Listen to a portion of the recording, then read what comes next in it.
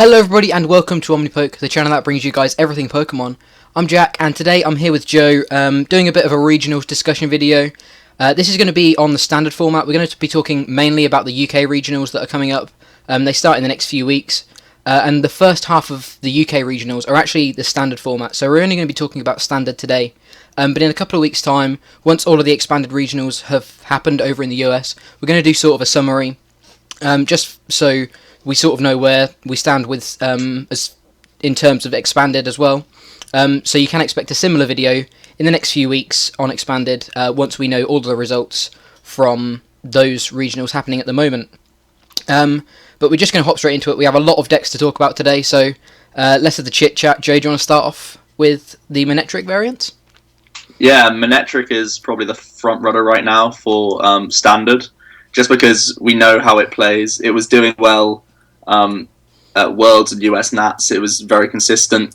We know what it's all about. Cheap attacker with acceleration, free retreater as well, so it's really nice. We really lack a lot of free retreating in standard play right now because we've lost Keldeo Floatstone, so that's a really big thing.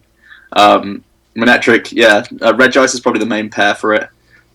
Using a combination of lightning and water energies, trying to set up Regice easily with Manectric, using like Compressor and Acrobikes and stuff like that to get rid of energy, and then you have the combination of a nice high HP Mega doing 110 each turn, and then you can mix and match, bring up Regice when you need to for more difficult matchups for you, and force your opponent to start hitting stuff like Lysander or find their own ways of getting around Regice. It feels like it's a very powerful combination at the moment.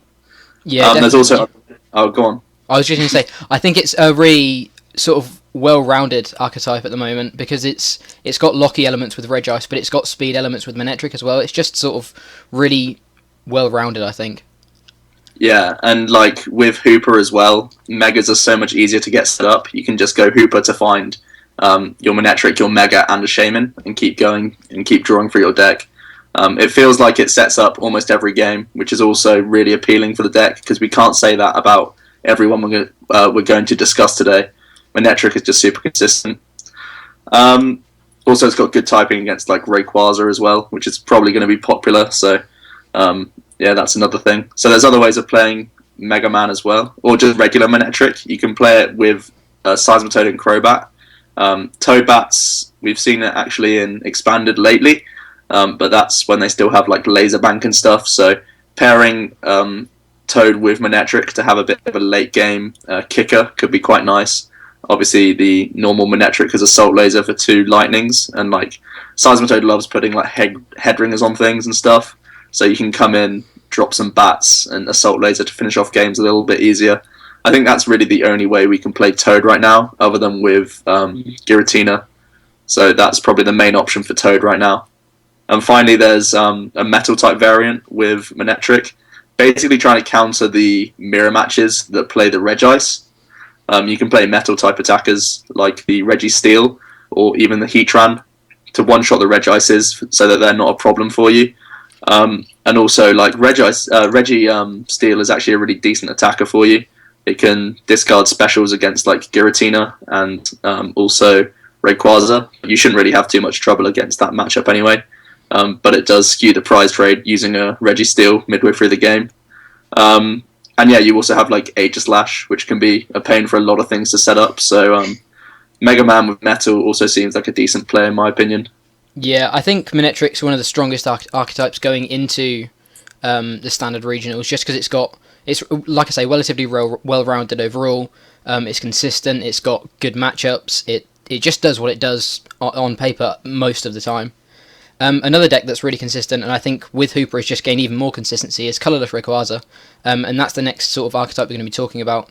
I mentioned Hooper. That's the first way you can really play it, just with a heavy Hooper count, just being able to consistently set up a Colourless Rayquaza in one turn, with access to so many Shamans and Colourless Rayquaza pieces with Hooper. It just makes your Ultra Ball sort of go on overdrive, and you can just get so much done in one turn. And you're going to be hitting big numbers on early turns with this deck, just because of how quickly it sets up. So Hooper's definitely been a very welcome addition to Rayquaza, just because helps with consistency so much. But there are other ways to play Ray. That's probably the first way people will think, but you can play another sort of consistent way of playing it is sort of mixing in Dragon Rays and the Dragon type support. We've got things like Reshirams and Hydreigons. I believe we've covered the list already on the channel. It's another really consistent way of being able to get colourless Rayquazas out relatively quickly. It's not as quick as the Hooper Speed version, but it often doesn't fizzle out as quickly as the Hooper Speed version, because you can go through a lot of resources with the Hooper style. But with Dragon Ray, you have other options. There aren't all that many other attackers, but you do have other attackers if you really, really are in a sort of a sticky situation. And you can... It's again just another really consistent way of being able to set up a Ray using things like the Reshiram to attach an extra energy per turn. Hydreigon's giving your Rays free retreat before they evolve as well is also really useful. And it's another deck that can also use Hooper as well. Perhaps not as a heavy account as the colourless Ray, sort of the old style colourless Ray, but you can still use it just to be able to pick up your Hydreigon pieces, pick up your Shaymins, things like that. Again, another really consistent sort of Ray variant. And then finally, if you're really worried about Ray on the whole, you can kind of run Raichu Rayquaza, which has always been a thing that people have given a go. Their attacks are so similar. The bigger the bench, the more damage. It kind of makes sense to at least try them together.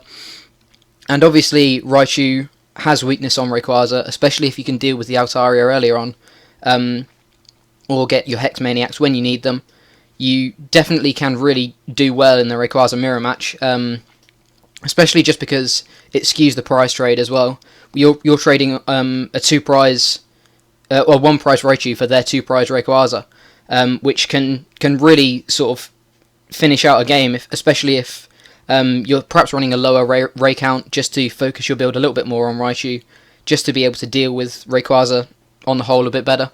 I feel Rayquaza is probably going to be seen quite a bit just because it's consistent and there are 2 or 3 ways of playing it, and still being able to get mad consistency with it, just to be able to hit huge numbers really quickly. And obviously, whilst there is a damage cap on Rayquaza, it can knock out anything in pretty much one hit, bar 1 or 2 various things that we'll speak about later on. It can pretty much always one-shot most of the Pokemon out there at the moment, so I think colourless Rayquaza is definitely going to see some form of representation, even if it doesn't hit the highest tables. I think it's definitely a really consistent deck to at least consider and test against, no matter what. Yeah, it's one that we know how it plays. It just improves with Hooper, basically. Its matchup's still the same. It's not actually necessarily awful against Manectric. Like you say, Raichu is probably needed so that you can get around the Regices a bit better. Also, Altaria, of course, you're going to play that if you're expecting Manectric, which you should be. And Altaria does help your matchup quite a bit because they commit 1 Manectric to kill an Altaria, then you come in, take a knockout, and then you've skewed your prize trade. Like, they've had to do it for you, so even if you are then from then on getting 1 shot, you're exchanging 1 shots against DXs, which is pretty cool for you. So yeah, Ray's pretty good. I like the Dragon build quite a lot, the one that we've profiled, because the regular colourless Ray, it doesn't have Keldeo anymore, and the Dragon build gives you free retreat via Hydreigon, and it also means that the Reshiram early on means you have less emphasis on Mega Turbo, and it seems like that's a really precious resource in the other deck, whereas having both Mega Turbo and Reshiram seems like you're always going to somehow get a way to get colourless Rayquaza set up each turn. So again, like mirror matches and stuff, you're going to be happy enough because you always know you're going to have another one waiting around at some point if you either draw into your Fire Energy or if you draw into Mega Turbo itself. So yeah, pretty good stuff there. Let's move on to Giratina, one of the newer cards we have from Ancient Origins that's really making a splash in Expanded right now. It's also pretty good in Standard. It's just got a really good attack, and also its ability isn't half bad as well, seeing as though we've just discussed how Mega Man and Mega Ray are both going to be really good. Tina, just having that ability means it's probably got a decent matchup against both of those things. So there's a couple of ways that we can play Giratina.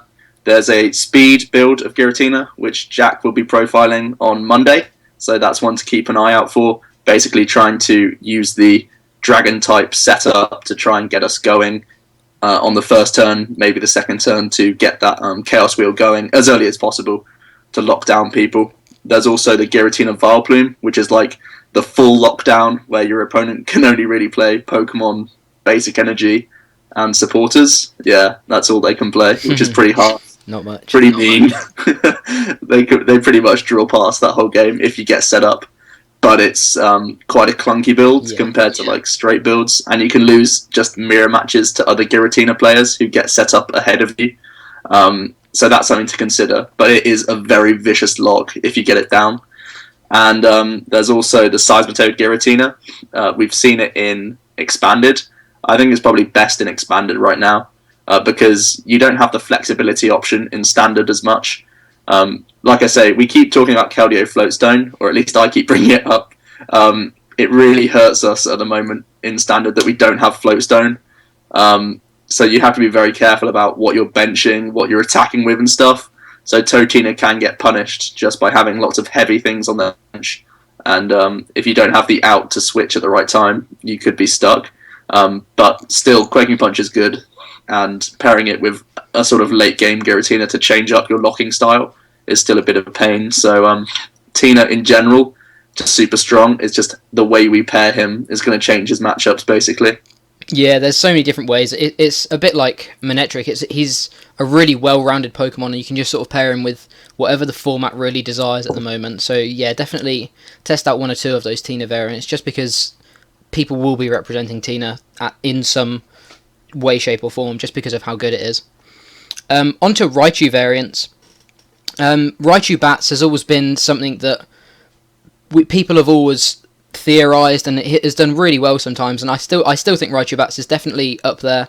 The Bats are obviously really good for things like Mean Shao, finishing off knockouts that you might just miss out on with Raichu's attack. And then obviously Raichu itself is just really good, especially Mega Rayquaza can really struggle against it if you can deal with the Altaria relatively early on, or you can get access to your Hex Maniacs. It can do huge damage to so many different things. It doesn't really have anything that holds it back, which I think really makes Raichu something to really watch out for. It's always seen a lot of play, and it doesn't lose anything. It's still up top tier, and definitely a really, really strong archetype. So Bats is definitely one way of playing it. Evolutions is another way of playing it, depending on what you're expecting to see. Obviously, you don't need the Jolteon, but if you do think you're going to need the Flareon and Vaporeon, based on what we're going to talk about a little bit later on, there's a few decks that you may consider teching against. It's another way of being able to play it. Raichu really can benefit from space if you really sort of focus your build on pairing it with something else. You can really sort of fit in these evolutions at no real cost to your own strategy, because you're just benching more Pokemon, which is building your damage output up as well. And then another way of playing it is probably Vespiquen. Vespiquen's the next kind of one that people have been talking about. Raichu Vespiquen is definitely a really, really interesting pairing. Raichu was seen when Flareon was good, back with the old Vengeance Pokemon. There was a lot of people often played a 2-2 Raichu in that. Now people are perhaps going to split the Raichu and the Vespiquen a little bit more evenly, just because Raichu is naturally such a good attacker on its own, and Vespiquen can again do really big damage, and one benefits the other. If you have the Vespiquens on the bench, you're doing more damage with Raichu. If your Raichus get knocked out, you're doing more damage with Vespiquen. The deck constantly hits hard, it hits fast, just because they both have colourless energy costs. They're both stage 1s, both levelable, searchable. The deck is just really, really consistent and can really deal some big damage, surprisingly quickly, actually. For Pokemon that aren't EXs, it's good to see that we're still seeing some strong stage 1s in the format, whilst Pokemon are still releasing big good EXs like Giratina and stuff. Raichu and Vespiquen are still sort of standing strong, and pairing them together is definitely a really interesting way of being able to sort of combine two different strategies that works both well in the early game with Raichu's speed, but in the late game with Vespiquen's Vengeance style kind of thing. So yeah, definitely different ways of playing Raichu, and obviously Raichu has really good matchups across the board as well. Just being able to constantly deal with Mega Rayquaza is one of the main things, especially if you can get around the Altaria relatively early. You're all sort of skewed in favour of Prize Trade as well. So it's definitely a really, really important sort of archetype to think about when testing for these upcoming regionals. Yeah, I think it's a bit of a sleeper at the moment. I've profiled it not too long ago. I think maybe last week or something like that for Expanded. I think the Bats version, the issue is consistency, just because of our supporter pool right now. We don't have Colrus, which was like an absolute godsend for Raichu, which is a shame. But I think when we get a few more supporters, this deck is going to be really good. Right now, by playing like a Birch and you draw into 4 cards on the coin flip, you can just lose the game because you're stuck with like Pikachu and Zubat just in play, and then you've drawn into like a VS Seeker and like a Crobat and not much else. But like when that deck gets set up, it is very, very difficult to beat, because the bats, like a double Golbat drop can mean that you can kill Mega Manectric. You can use Golbat drops to help you kill stuff like Night March, stuff like Vespiquen. So you have good matchups against the EX decks, and you have good matchups against the non-EX decks because you can use the bats to trade on the lower HP stuff. So on paper, it looks really good, and you can play. I think in my bats build, I played a Bronzong to help you get around Tina, because obviously it's DCE, it's like it's lifeblood basically. So Tina's not too easy, but playing Bronzong can help you out there. And like you said, with the evolutions, you can play Flareon so that you can Blacksmith. So those are like the ways to get around Tina, which otherwise would be like a really difficult matchup for you. You can turn that straight on its head and just start hitting them for every turn. So yeah, Raichu, very, very strong, I think, in Standard still. Just being a nice free retreater, cheap attacker that can just hit huge numbers. I think it's really good. So let's keep on the Stage 1 hype, talk about Vespiquen a bit more. Some other pairs for Vespiquen. We could try just on its own with the evolutions, trying to hit for weakness as best we can. Not a lot of grass weakness right now, seeing as though Toad isn't huge, but it can definitely deal with Toad if it's going to be paired with Tina or if it's going to be paired with Bats. So that's pretty good. And then you have Jolteon to help out your Ray matchup. You have the Flareon to help out against Metals, or if anyone wants to play Sceptile, you can deal with that. And if you really want to play Vaporeon, you have weakness, water weakness as well. I can't think of too many good things right now that's weak to water. That's probably the thing people are going to be cutting straight away. But you can still play one in the deck just to help you discard for more from your B Revenge. So Vespiquen is super easy to get set up thanks to compressors basically. And you have Forest if you really want to. It again is a free retreater, so there's a lot of good things Vespiquen has going for it to be powerful. There's also the Vespiquen Excadrill. It's another one we've profiled. I actually really like this build, splitting the sort of responsibility of your attackers, using, like you said, almost like an old school build of the Flareon back in the day, where you have something else to attack in the early game. And in this case, it's going to be Excadrill. Excadrill can be really nice because he can use the shield energy. That means that he can stay out of range of Manectrics and Mega Manectrics, so they have to two-shot a non-EX, which sounds awful because we can absolutely destroy them. It can also stay out of range of Giratina, and it can also use its first attack to dredge specials out of the deck, and they can't prevent that with their Chaos Wheel attack, so you can still get your energy into play, which is pretty good. And also, like against Mienshao, because you have Barrage, you get through Focus Sashes, and that's pretty important because Mienshao is going to be big. I think it's one of the best decks we have in format right now. So having an out to that is really nice. So Excadrill is actually, like unsuspectingly, it's a pretty good pair for Vespiquen, I think, because late game you can just start swinging for the just a DCE cost after Excadrill's been a bit of a pain in the early game. I think it's pretty cool to play in there. Yeah, definitely. Excadrill's, again, kind of a sleeper. A lot of people have sort of brushed it off for some of these other stage ones.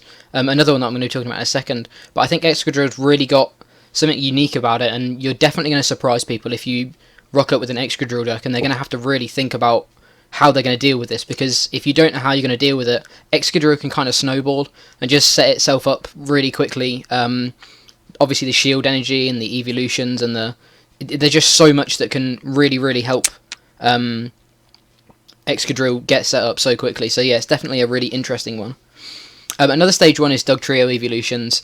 It's one that has seen a bit more quote-unquote hype than Excadrill. A lot of people have been talking about Dugtrio pretty much since rotation happened, and people remembered that Dugtrio was still in format. Obviously, the main reason we're using Dugtrio is just for its fighting type. It's got all of the fighting tools: Strong Energy, Fighting Stadium, Muscle Band. There's just everything that it can use. And then paired with the evolutions, you've just got a huge pool of different weaknesses you can hit. Turns your Ray matchup from unfavourable into really favourable if you can get past the Altaria. Again, not too much use for Vaporeon at the moment, but I'm sure it's just another Pokemon that eventually, I'm sure will be something that's good, that's water weak, so it's nice to be able to have it.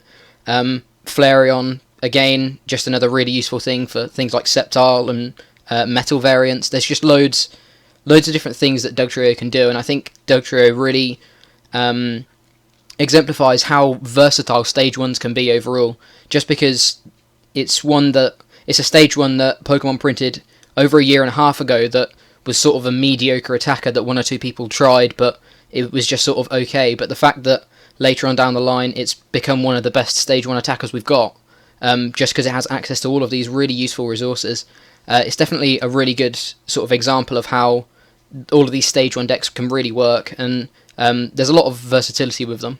So yeah, Dugtrio is definitely another one to perhaps consider, because I don't think many people will be expecting it too much, but it's definitely justified its place on the list just because of how consistent and deadly it can be with all of the fighting toys. Yeah, I think being a fighting type is the main reason, not only for type advantage, why it actually has a chance. It's because it can play the Karina engine, and we've said how bad supporters are, basically. And just being allowed to play 4 Karina in your deck to get full usage out of it is just so strong right now. It helps you flood the board, of course, to keep your Dugtrio streaming turn after turn, but it also helps you find these things out of the deck to fish for whatever you need. So it means you can play techie things, maybe a hammer or 2, maybe even a headringer. At the same time, you're fishing out your muscle bands to help you hit the higher numbers, maybe even fishing out a level ball, because it's also levelable searchable, by the way, which is awesome. So it helps you set up the evolutions early on to actually hit for your weakness as quickly as possible. So I think that's also a really good pair with the EVs. So let's talk about another old veteran that's sticking around. It's going to be Groudon Wobbuffet. Groudon Wobbuffet has sort of gained and lost. I think the hardest thing for Groudon is going to be the main reason it was really good was because Seismitoad was being played a lot, and now I feel like Seismitoad is not going to be played a lot, so it loses one of its favourite matchups. We've also said about all these stage 1s running around for just low energy costs. That's also a real issue for Groudon. It really loves playing against EX decks rather than non-EXs, because it's too much to ask for one Groudon to get through 6 different non-EX Pokemon. It's just really difficult for it. But then again, Wobbuffet can slow stuff down, make it difficult for them to set up. Groudon also loses Scramble Switch, which makes it hard for it to keep up, really.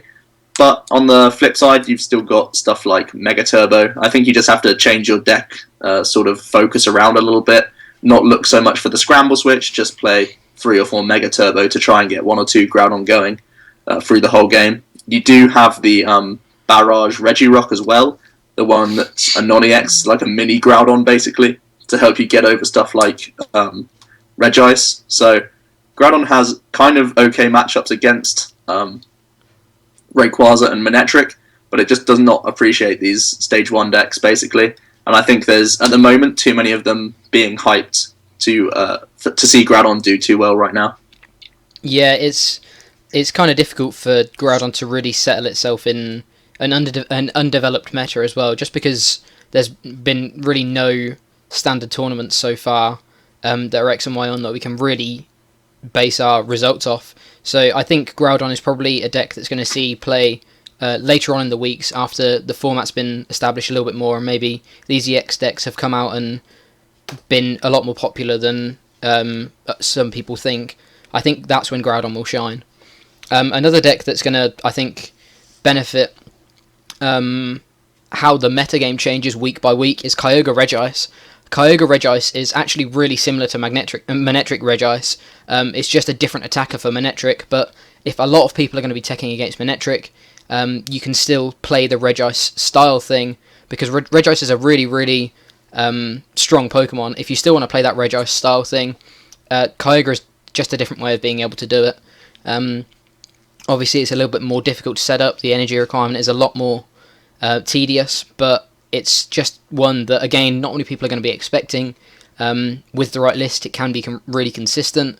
It's kind of like a toolbox in itself, in that it's got Regice, it's got Kyogres, but it can have pretty much any water attack you like in there, just for various different effects for different matchups.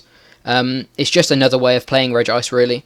And like I say, if a lot of people decide to play these fighting decks, if Manectric is big in week 1, if a lot of people begin to play fighting in week 2, but you still want to rock with the Regice thing, Kyogre's just a different way of going about it, really. Yeah, I think the slightly buffed HP is going to help your match up against stuff like Raichu bats. Makes it almost impossible for them to one-hit you, which is a good thing. And also, like, Lucario Crobat has a very difficult matchup against Kyogre, whereas it would have had a great matchup against Manectric. So 2 kind of crucial matchups really change in your favour, which is kind of cool. But like you say, it's a lot slower, and the grass weakness can also be just as bad as the fighting weakness that Manectric has, because of how popular Vespiquen is, unfortunately. So it's one to sort of put a pin in it for now, see how the metagame shifts, and keep an eye out for Kyogre if there's ever a chance to play it. Let's look at Night March next. It's pretty much the YOLO deck that we have right now. It's just really good. Just full-on battle compressor away all your deck, and hit for huge numbers for double colourless. I think losing Mew is pretty bad for the deck, but not like unrecoverable, really. It gives you a really hard matchup against Giratina. That's like your main issue right now. I think you even need to play like Zerosic and stuff just to keep up, because otherwise you can't really, which is a bit of a thing. Can we play Zerosic? Yeah, is that still in format? Yeah, you can Zerosic away right? Yeah. Yeah, I got really worried then.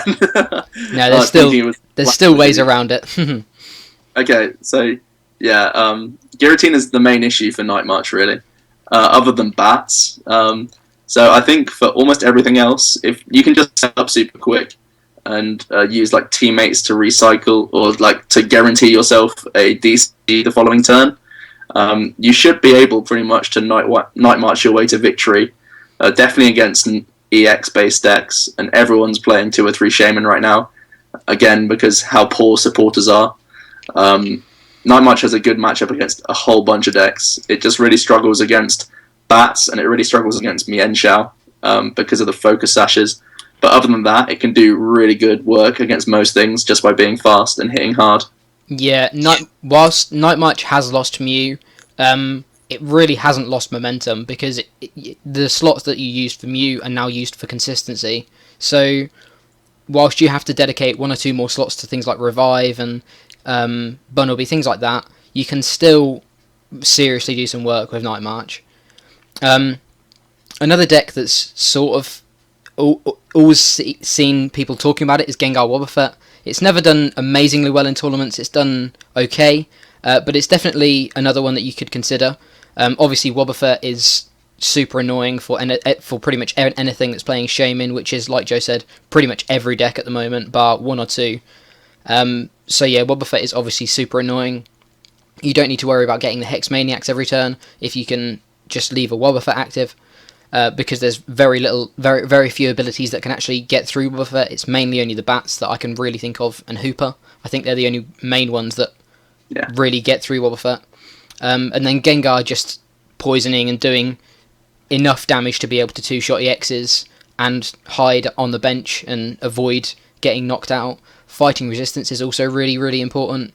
Its weakness is Dark, which is okay. There's only one or 2 real Dark decks out there at the moment, and they're not amazing. They're not as good as Dark decks are in Expanded at the moment. So the weakness is okay. The resistance is really good. Naturally having ability lock is really good. Again, can be a bit of an issue if you can't use your special energies, because a lot of them will play 1 or 2 Mystery Energy and then obviously DCE But with Dimension Valley, you can get around it, especially if you can get 1 or 2 set up before the Tina player starts Chaos Wheeling. There are ways to get around it. I feel it's an okay play. It's not the greatest of plays, but I think you'll really make people think if you start off with a Gengar Wobbuffet, because a lot of people I think won't have tested against it just because they sort of see it as an okay deck rather than a really viable one. I think it's quite an interesting one. It has the luxury of space, which I really like. Like, really, you only need 4 Wobbuffet, 3 Gengar. That's your Pokemon, and then you need, like, probably 10 energy. I wouldn't play any more than that. So you have a lot of slots to customize if you want to go down the Hammer route for main disruption. You want to go full-on Robo-Subs for, like, a Donphan style, you can do that as well. It doesn't lose too much. Like, losing Floatstone kind of hurts it, but like you say, there's Mystery Energy, and you can still play a fairly high count of Switch to get around it. So I think it's pretty flexible. The ability lock, if it works out really nicely for you, you'll just win games by your opponent having a dead hand, which is also just, free wins is always nice in a deck. So, I feel like it can be pretty good. Decent enough damage to carry on. And the resistance plus being able to poison gives you, like, good matchups against Luke Bats and good matchups against Mienshao, which is 2 pretty popular decks, I'd say, right now. So, pretty good to have that in there. So now let's actually discuss Lucario Bats. This is, a pretty strong deck. We've seen it as Landorus Bats back in the day. It's definitely lost a lot of power compared to that because it was so huge. It meant that the Golbat drops was suddenly killing 50 HP basics, of which we have bunches of those. But Luke Bats is still pretty strong, The format is slightly slowing down, so it's not punishing you too much. He still has the good typing, still has all the fighting toys at his disposal. Its second attack as well, like, seriously outclasses whatever Landorus could do, because you do extra damage to start 2-shotting EXs and Megas, which is really good, and you get to fill up your hand to 6 as if you're doing a Shaman setup, which is really nice as well. So it has built-in consistency and the Karina engine. These are 2 things that you cannot, like, undervalue that. It is really huge. So it will set up very quickly, very often. And like we say, the bats are just so amazing right now. So good for the Vespiquen. Anything stage 1, basically. So good for Mienshao as well, which is very important. So it has pretty good matchups against almost anything. It just really does struggle against Giratina. This is something you have to worry about because when you think about the fighting things, and we always say, yeah, its output is pretty low, but then you got to think about the stadium and the special energy. Well, you can't do that against Giratina, which is a real shame. Nor the tools either. Nor the tools. Just does nothing. Tools. So you are really doing poking damage against Giratina, which is a worry. But everything else you can do quite well. And like you can tech other things, like you can play like Milk Tank to at least do like 80 damage base when you have Crobat in play, and keep doing bat drops to try and get over the first 1 or 2 Tinas, and then try and break the lock some other way with like maybe your own Xerosic or Enhanced Hammers, which the deck probably does have space for 1 or 2 of those. So Luke Bats, yeah, I think it's a very good play right now. Yeah, I think it's another deck that whilst it obviously doesn't have the space of Gengar Wobbuffet, it does have 3 or 4 slots to play with for you to customize, and you can put in a Xerosic and 1 or 2 Enhanced Hammer or whatever just to be able to get over that Tina matchup. It's definitely not unwinnable. It's just really going to give you a run for your money if you don't know how to deal with the matchup and how to get around, like Joe says, the first 1 or 2 Tinas, because a lot of the time, if you can in the end sort of outpace them, because Lucario is surprisingly quick. It's not Landorus quick, but it's with the bats and the Karina engine, it is surprisingly quick, even without Landorus on the whole. The other fighting deck is, of course, Mienshao. We've been talking about it pretty much all video so far. It's kind of popped out of nowhere. It kind of went under the radar for about a week, and then all of a sudden, loads of people started playing it. Loads of people started hyping it. I believe we've done a list of it. I think it came out last week. And it's just another deck that if you can't deal with it really well, the Mienshao player will win, just because it has Focus Sash. That bounces back into its hand, which means you have to deal with it again. It has the fighting toys. it has inbuilt sort of annoying Pokemon like Hawlucha that do huge damage for low energy counts. It's just really consistent, and the more consistent the list, the better you will do at the end of the day. I feel Mienshau's greatest weakness is if you've got an inconsistent list. So if you get a consistent list, I think you're pretty much you're going to be fine pretty much all day, as long as you know how to play the deck, what to do in certain matchups, which is it's relatively similar in most matchups. Just be able to hit with Mienshau's, getting 1-2 Mienfil out at once, and you're pretty much laughing from there. Mienshao is definitely a really, really strong pick at the moment, I think, and I think whilst a lot of people have been talking about it, I don't really think a lot of people have been, as many people have been representing it. So I think it will be definitely interesting to see how it does in the first few tournaments of Standard, just because a lot of people have been hyping it, but it'll be interesting to see whether people sort of justify the hype by playing it as well. Yeah, I think people are really liking it, like, oh, hey, this is such a cool idea. But in terms of actually taking it to a tournament, not many people are going to be maybe that ballsy enough. But I personally think it's really, really good. I think you almost need to counter it to have a chance against it. Like I say, poison or bats is like the main ways that you can get around Mienshao. Also, Giratina can do, because of course they can't play the sashes and the strong energy or the stadium. So they're left once again doing either 40 damage with Mienshao or 60 with Hawlucha. But they do still have 4 Robo-Subs to get through, so you will eventually start grinding down Giratinas as well. And Mienshao, again, has a lot of space at its disposal.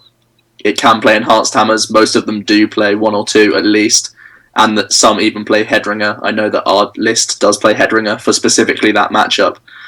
So you can definitely tech against Giratina, which is probably, along with Poison and Bats, those are your main threats. So you can't do much against the bats other than play Hex Maniac to stop them for a few turns.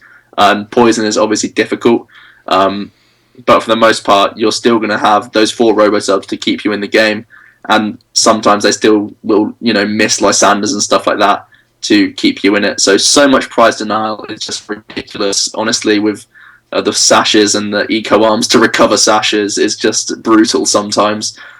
So I think it has very nice matchups overall.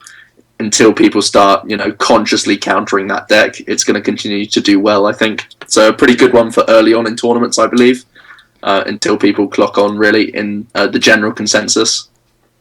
So let's have a look at Metal. And Metal, it does lose Keldeo Floatstone, which is absolutely brutal for the deck. Keldeo Float is definitely needed for the Metal Box deck, I would say. So it's one for expanded more than anything.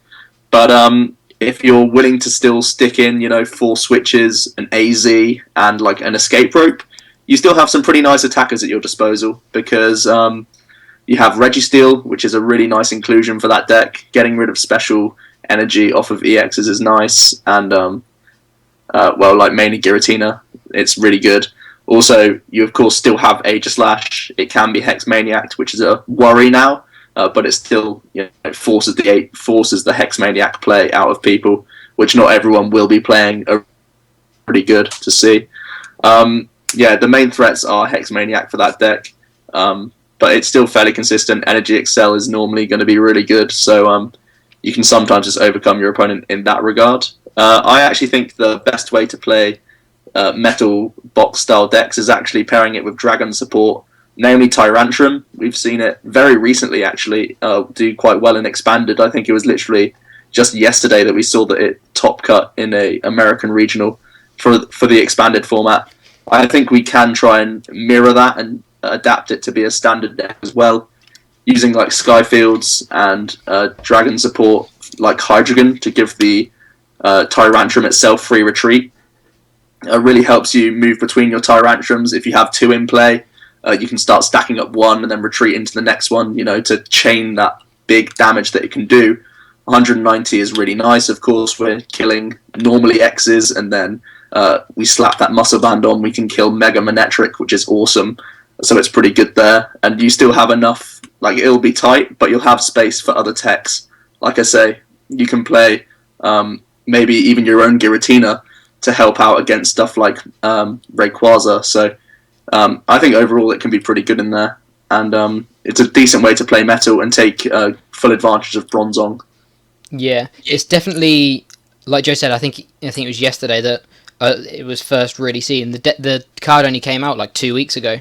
It's actually a promo, so it's definitely a really interesting deck, and I haven't actually had the chance to test it myself, but I really want to, just because it just looks like such a good, consistent way of playing Metal. Kind of joining the Metal sort of support with the Dragon support, with an attacker that benefits from both, that can do huge damage. It just sort of seems to work. So it's definitely, I think we're definitely going to try and profile it, either standard or expanded, over the next couple of weeks, because it's definitely, I think, yeah, it's definitely earned an analysis just because of how consistent it can be, I think. One of the dark decks that I mentioned earlier on is Yveltal Ninetails, which is just sort of a deck that is, because it's Yveltal, is naturally going to be pretty good. Yveltal is obviously a really good card. It was one of the things that was kind of most hurt with power creep as time's gone on. I think it's one of the cards that's been hurt the most by some of these stronger Mega EXs. There are things that do bigger damage that are a bit more consistent than it now, but I think Yveltal still has his feet firmly on the ground, or wings, I suppose, firmly in the air, because I think it can still be really consistent. Obviously, the attack is insanely good. Conserving your own energy is really good, especially DCEs, when you can only attach 1 or 2 a game now with all the energy lock. Being able to conserve your own DCEs is really important. And the Ninetales, again, just really helps with sort of rounding out matchups that you wouldn't normally think would be okay. Being able to lock your own shadow circles in means that not only you're getting rid of your weakness from Manectric and Raichu, it also means you're locking out things like Skyfield, which is probably the most seen stadium in the game at the moment. So many decks are using Skyfield. Being able to lock decks out of it means that Ray is going to really struggle to one-shot you if they haven't done some damage already. Same with there's just so many benefits to being able to lock out Skyfield. It's that we could sit here and go on for about half an hour about all the different things that you can stop by playing your own Shadow Circle and locking it in. And obviously being able to lock it in before a Giratina gets out as well means that you're not bothered about them locking you from stadiums, because you're locking your own stadiums in play anyway, so they have to then get around your Ninetales to then really benefit from their Giratina, which can be really, really annoying for them as well. So I think Yveltal Ninetales is definitely, I think it's really under the radar as well. Not many people have really been talking about Yveltal in Standard, just because of all the Yveltal Archeops hype in Expanded. I think people have kind of brushed off Yveltal as a concept in Standard, and thus I don't think people will really be testing against it. They'll just presume, oh, Manectric can deal with it because it's got lightning weakness, Night March can deal with it, Raichu can deal with it. There's no reason to test Yveltal, whereas a good list with Ninetales that can lock you out of being hit for weakness. Yveltal's naturally a good attacker. It could definitely really pull some wins and pull some decks like the carpet from underneath them, just because nobody will be really testing against it. I feel this weekend, especially with how much hype it's been getting in Expanded. I don't think people are really thinking about it in Standard at all. Yeah, I think, like you say, no one cares about it in Standard right now. I think everyone's just loving how good it is with Dark Patch, but it's still actually pretty good without it. It is a bit slower, but in terms of matchups, like we say, the Ninetales is trying to help out the Manectric and the Ray, which would otherwise be dodgy. But then you look at the other matchups that it has, like the Mienshao and the Lucario bats. Those, you've got to find yourself favourable in those matchups because of the resistance. And Mienshao really does poke for damage on the non-EX Yveltal, so you can slowly wear them down of their Robo-Subs and stuff like that, while you wait around to find Lysanders and stuff to eventually make your push with the EX, which is pretty awesome. And you've got to think you've got a strong matchup against Giratina as well. We've seen basically that's why Yveltal has overtaken Toadtina in Expanded, because it can handle that deck so nicely. So when people start setting up this 4-energy Giratina, you're pretty much very happy for that to be the case, because you're not overly focused on tools or special energy in that matchup, because you can still get there easily enough with just basic darks to finish them off. So I think it's a deck with actually decent matchups when you start planning it out, and definitely Shadow Circle is necessary in the deck, and Ninetales just keeps that in play to help out, like I say, with the bad matchups, so that overall you have at least, winnable matchups around the board against almost anything once you get your Ninetales developed. So I think it's a pretty nice one, actually. And Yveltal, it pretty much should be sticking around just based on how much support it has and how good the card is inherently. It should be seeing some play here and there. So let's look at some more Ancient Origins new decks that have come out. We're going to talk about Vileplume Regice next. Vileplume, the thing that can lock, pretty much the quickest lock deck that we have, Vileplume right now, alongside Trevenant getting turn 1 mollied. Vileplume can be done on the very first turn as well, thanks to the Forest of Giant Plants. We can get a Vileplume out turn 1 and lock both of us out of trainers for the whole game, which is pretty awesome. And then we're pairing it with non-EX attackers, which are going to try and frustrate the opponent even more. Regice is the main one, because we can prevent any damage from EXs, and when there's also Vileplume developed, it's very difficult for decks, even if they are playing Regice counters, to actually, they'll probably play 1 or 2, and they normally rely on stuff like Ultra Ball to search it and stuff like that. Now they can't do that because they're under Vileplume lock, so they basically have to wait until they find their counter. Hopefully they get it in time to start dealing with your Regices, and then for the most part you've got more setup waiting anyway. So being non-EX and being able to lock people out of a lot of their deck and also a lot of their options in terms of attackers can really make Vileplume Regice a very good lock deck from as early as turn 1 as well. Yeah, it's just, like you say, it's just a really consistent lock. We've done a list on it, and in the battle, I think it really showed off the lock that you can get with it. So yeah, it's definitely one to consider. Another Ancient Origins Pokemon is Sceptile and Mega Sceptile. A lot like Manectric, but again, another one a bit like Kyogre Regice that I think will benefit after the first 1 or 2 weeks of regionals, just letting the meta sort of settle down and working out what people are playing, what people are then countering. I think that's going to be where Sceptile then sort of comes into its own. If these fighting decks do get big, and it pushes sort of the Manectric players away from playing Manectric, Sceptile I think is then going to come into its own because it has a lot better matchups against things like Lucario bats, Mienshao. It's similar to Manectric. It has, I feel, a worse attack, despite being able to heal as well. I feel it's a little bit less useful, but it's still an insanely efficient attack, attaching 2 energy and dealing 100 for 2 energy on a Mega that you can get set up as quickly as Mega Ray with Giant Plant Forest. Forest of Giant Plants. There's a lot of pros to Sceptile, but I think Manectric has proved over. It has sort of stood the test of time, and I think going into regionals, Manectric is a little bit of a better play. But once the format is a bit more established, and from what I can see, Manectric is sort of pushed to the sidelines a bit by all of these strong fighting archetypes.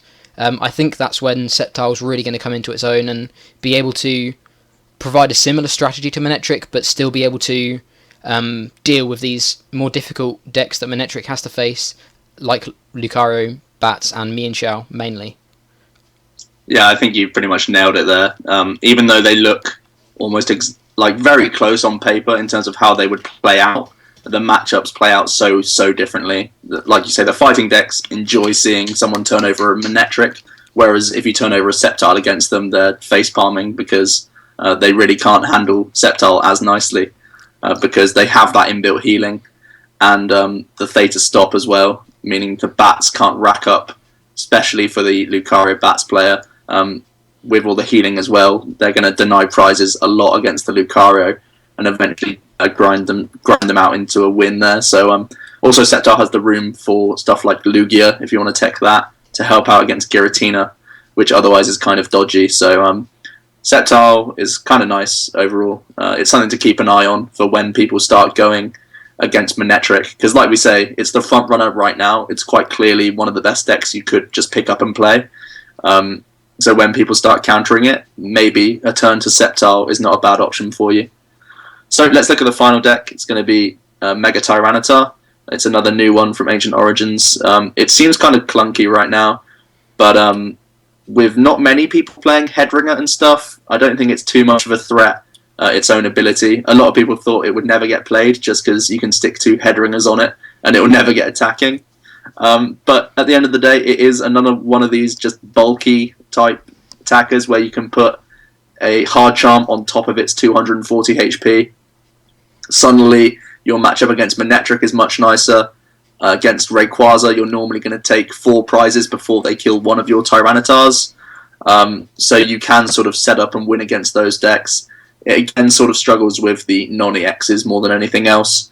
Its typing is kind of an issue as well, but if you want to play around, you can have, you'll normally have the non-EX Yveltal anyway to help you set up early on.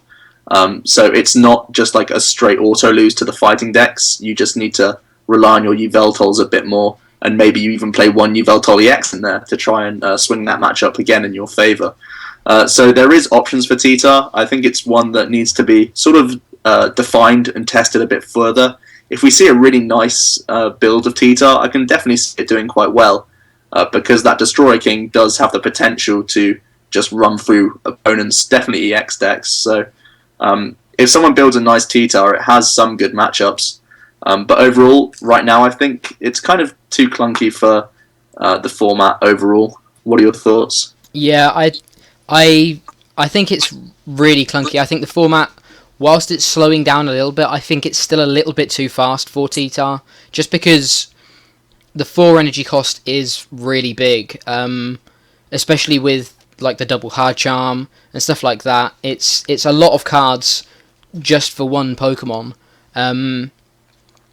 So yeah, I think it's kind of clunky. It has okay matchups. I mean, with 1 Headringer, you do deal with Manectric really well. You do deal with Ray relatively well. And you can do insane amounts of damage, obviously. But I think it's still a little bit clunky at the moment. And like you say, a good sort of solid list needs to be found before it goes too far, I think. I think we haven't really had a big tournament yet to test a lot of these Ancient Origins cards. And I think that's where things like T-Tar will begin to come into their own. If someone can bring a consistent list and get into a top 8 with it, that's going to sort of snowball into perhaps this time by the time we have more tournaments next year that are going to be standard, that by then T-Tar could be consistent enough to be able to see a lot of play. But at the moment, I think it's lacking a really strong list to be able to do really well. But that's what regionals are for. I think in the next 4 or 5 weeks, if someone brought a T-Tar to regionals that was consistent, then I think that's all T-Tar really needs. Yeah, I think the main issue for T-Tar is actually just the lack of supporters we have. Like, having to play just 4 Sycamore and 4 Birch and like 3 Shauna just doesn't seem strong enough for a deck of that sort of requirements. It needs all of those things to get going. And maybe in a few sets' time, when we actually see a larger supporter pool, we can actually see decks like that need a bit more setup, but once they are set up, they look like they can just start sweeping. Decks like that start working. So I feel like it's one to keep an eye on for now. And who knows, someone out there might already have a really good list and do well with it, like we say. But it might be one where it's a powerful card, but right now it's not the right time for it. No. So that's pretty much all the decks we wanted to talk about. We're just going to have a quick rundown of like our top 5. I think we've picked 7 actually out. Top 7 sort of decks that we think are really good leading up to regionals that start in a few weeks' time. So we're just going to run down them, pretty much starting from the beginning. So the first is Manectric Regice. We've been talking about it being the front runner from the start. That's because it is the front runner. It's really strong. It's really consistent. It can lock if it needs to. It can be fast if it needs to. It's just a really strong deck, and if you can't beat it, you're not going to have a good day, because a lot of people will be representing Manectric Regice just because of how consistent and powerful it is overall. Yeah, pretty simple. In that vein, we got to think that Luke Bats is going to do well as well. Lucario Bats, having a fairly good matchup against the Manectric is going to give you a good chance of doing well. And also, like we say, those bats helping you out against other random things like the non-EX decks. A couple of bat drops can kill a Combi here and there and really help out your prize trade in those games. So, you know, you've got to think Luke Bats is going to do well as well. Yeah, definitely. Again, Bats is kind of a theme. Raichu Bats, I think, is another deck that can push out so much damage so early on, especially with now Level Ball for Raichu and the Level Ball for the Golbats. The deck just gets, on the whole, so much more consistent. The Bats sort of push Raichu's damage into one-shot range for some of these normal EXs. And if you can deal with an Altaria relatively early with the Bats, you can then have a really good Colourless Ray matchup for the rest of the game as well. So I think Raichu Bats is definitely another really strong pick for this side of Christmas's regionals. Yeah. Also, depending on the amount of bats, like we've both just highlighted how good bats are, you've got to think maybe early on in regionals, while people are still figuring out what's good, you've got to put a showing for Mienshao. I think until it gets countered, it's one of the best decks we have right now. So I think, yeah, until that deck starts getting countered, it's going to be a good one. Yeah. One that's sort of seen the test of time and is still here, Night March. Again, a really consistent list, a really consistent deck. A lot of good lists out there. It's slightly different to how it used to play it, with Muse and everything, but there's still ways of playing Night March. There's a lot less trainer lock now, so you can play things like 3 or 4 revive. You can not worry about playing all 4 of your compressors turn 1. You can save one until a little bit later on if you perhaps don't need to get rid of all of your resources straight away. I feel it's just, like I say, seen withstand the test of time, still does really well against a lot of different decks, and will do well, especially in the first few weeks of regionals, because Night March is a deck that you can again sort of pick up and play, and doesn't need a specific metagame to do well. It does pretty well against most of the decks we've spoken about today. Yeah, it really does. Next up, we're going to talk about Giratina. I feel like that, against the plethora of megas out there that are going to do well, it clearly has a decent matchup. And then for everything that's not a mega, I think almost every deck right now is playing at least Special Energy. Still, everyone's playing Muscle Band and all of these things to hit the right numbers. Giratina making it awkward for them to play their sort of strategy as they like. It's almost like what we were saying with people playing Ninetails in Yveltal stopping their stadiums. Chaos Wheeling to prevent stadiums is just as painful a lot of the time as well. So Tina, with all of its aspects, it's got to see us showing in some regard. Be it the straight Tina, be it the Vileplume Tina, I'm not really sure right now. Basically, I think on its own, it'll find its way into the top cut at some point, in whichever form we'll see it in, basically. Yeah, without a doubt. And then finally, another Locky deck. Vileplume Regice going into regionals is a consistent deck. It's non-EX, so you're not worrying about losing in 3 turns to like a Mega Rayquaza that can just sweep through you. You're locking with Regice. You've got output from other non-EXs like Miltank. You're item locking, so you're annoying people's strategies and making it harder for them to set up against you. I think Vileplume Regice is definitely a really good one to start off with. Another one that I think will benefit from sort of a shaky metagame at the moment, because people are going to be playing EXs no matter what. And as soon as people play EXs, Raichu gets vastly better. So yeah, I think Vileplume Regice is definitely a really good pick.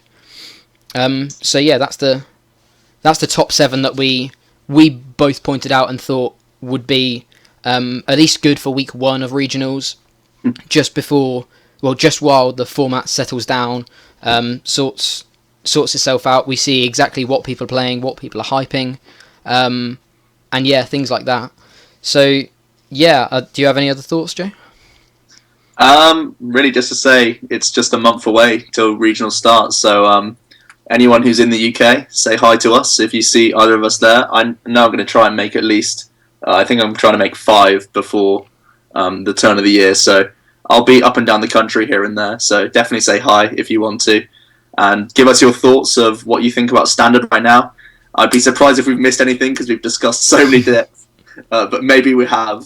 Maybe you've got another thing to throw in the hat, and we'd happily discuss it with you in the comments down below. And yeah, I think that's all from me. Yeah, make sure you say hi to Joe if you see him out and about. Like he says, I think there's 6 or 7. I'll get the top tables if you need to look. I'll be near there. Oh, I think there's 6 or 7 regionals before Christmas. So yeah, definitely go and say hi if you see Joe lurking about. And then the other thing I wanted to say was make sure you comment down below if there's any of the decks that we've pointed out today that you would like to see over the next 3 or 4 weeks. We've analysed a few of them on the channel already, but if you've looked through the channel and haven't found one that you would particularly like to see, make sure you leave it down in the comments, because as soon as we know what you guys want, we can then provide the content for you.